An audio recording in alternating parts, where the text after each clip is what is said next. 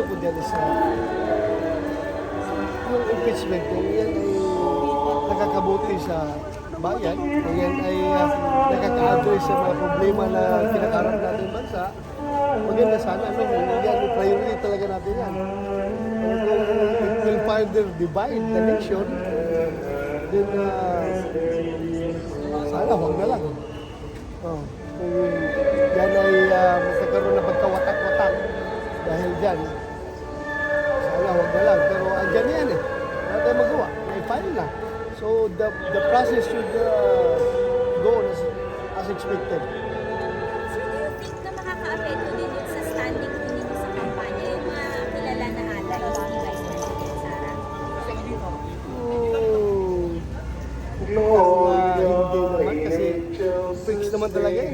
The battle line has been drawn. Kung doon ka. Kung saan ka, doon ka. Ganun naman yan. Do you think? Kung walang impeachment na mangyayari, yung mga ayaw sa amin, buboto kayo sa amin. I don't think so. Do you think kung walang impeachment na mangyayari, yung mga diehard na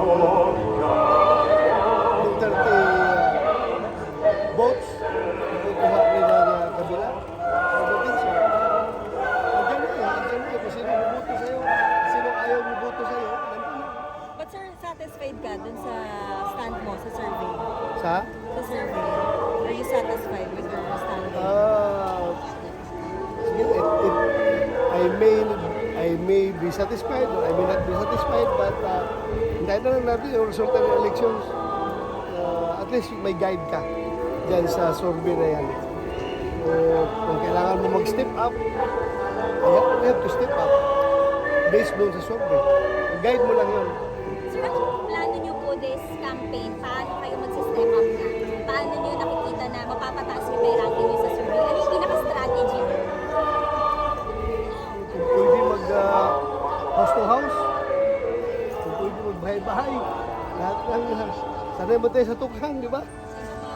Binabahay-bahay natin yung mga bahay, kinakatok natin, di ba? So pwede rin gawin yun. Tukhang style, sir, na pagbabahay-bahay yung gagawin sa kampanya. Tukhang talaga. Tukhang yun. Knock and plead. Tukin mo yung pintuan ng bahay, pag-open, kung smiling, you plead. Pwede ba rin nyo kung ibuto? Ganoon. Pero kung pag-open ng bahay, nakasimangot, ay sorry po, alis na ako. Pero sir, di ba yun parang baka naman maano na naman kayo ng critics na parang binabalik pa yung medyo masakit nga ng Oplan Tukhang because of the feelings. Whatever, kung sino man yung ayaw ng tukhang, whatever, kung ayaw ng tukhang, ayaw mo talaga bubuto sa akin yan. Pero yung nagustuhan yung tukhang, bubuto talaga sa akin yan. But sir, yung ICC investigation na sinasabi, it doesn't bother you while campaigning na it might affect your ability to Why bother about ICC na ipapahuli na nga sila ni President Trump doon sa Amerika? Lahat ng mga nag-facilitate ng pakikialam ng ICC sa mga allied countries ng US, pinapahuli na nga, pinapa-aresto na nga, pinapakasuhan na nga. So why bother about ICC? You don't think that will affect yung results ng election? Standing In what way? Yung ICC probe, sir, will it negatively affect your campaign? People are not dumb. People are listening about recent developments all over the world. Kita naman ng mga tao na ayaw nga ng US sa ICC, nabuhuli nga sila, bakit pa sila papabor sa ICC? Ang papabor sa ICC yung talagang galit sa atin, galit sa amin ni Duterte. Duterte. Sir, your stance on the West Philippine Sea, since recently nagkakaroon nga po ng malapit na action na yung mga monster ship ng China sa bansa. Ano po ang comment natin ang Ay, hindi ng Pilipino, galit ako. Bakit sila nahihipasok dito sa atin? What can we do? Girahin natin sila. Do you think kaya natin sila girahin?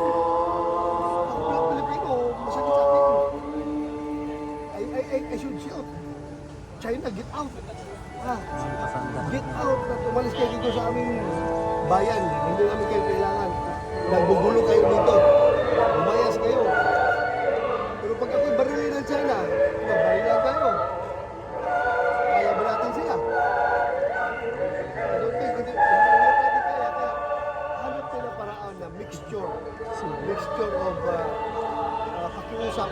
hard stance natin na hindi tayo mabubuli.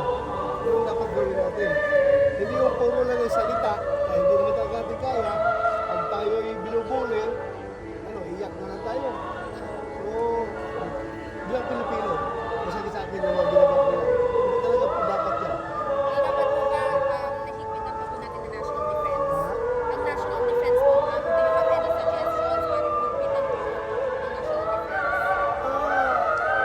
First and foremost, suportahan natin yung AFP Modernization Program. Pero what did our legislators do? Instead na suportahan, pinapakasan pa na 15 billion yung AFP Modernization Program. Saan pinariyoti yung pera? Pinariyoti yung sa mga AKAP, mga AX, mga ayuda para pang eleksyon. So, very wrong move. Ibang sinasabi, ibang ginagawa. Dapat yung pag magsabi ka ng gano'n na mahal mo ang bayan mo, suportahan mo yung armed Let forces us mo. pray. Hindi kay bawasan mo yung pondo ng armed forces.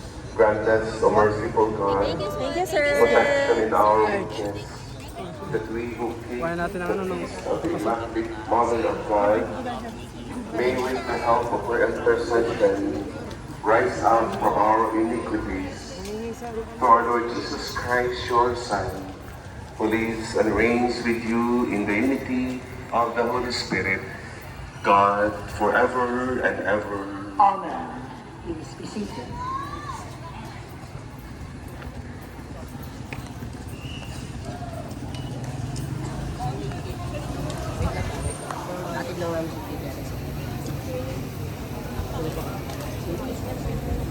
A reading from the book of the prophet Isaiah. Rejoice with Jerusalem, and be glad because of her, all you who love her. Exalt, exalt with her, all you who are mourning over her. Oh, that you may suck fully of the milk of her comfort, that you may nurse with delight at her abundant breasts.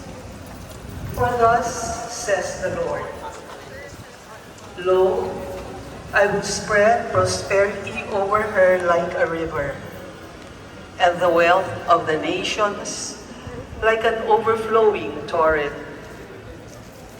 As nurslings, you shall be carried in her arms and fondled in her lap. As a mother comforts her child, so will I comfort you. In Jerusalem, you shall find comfort.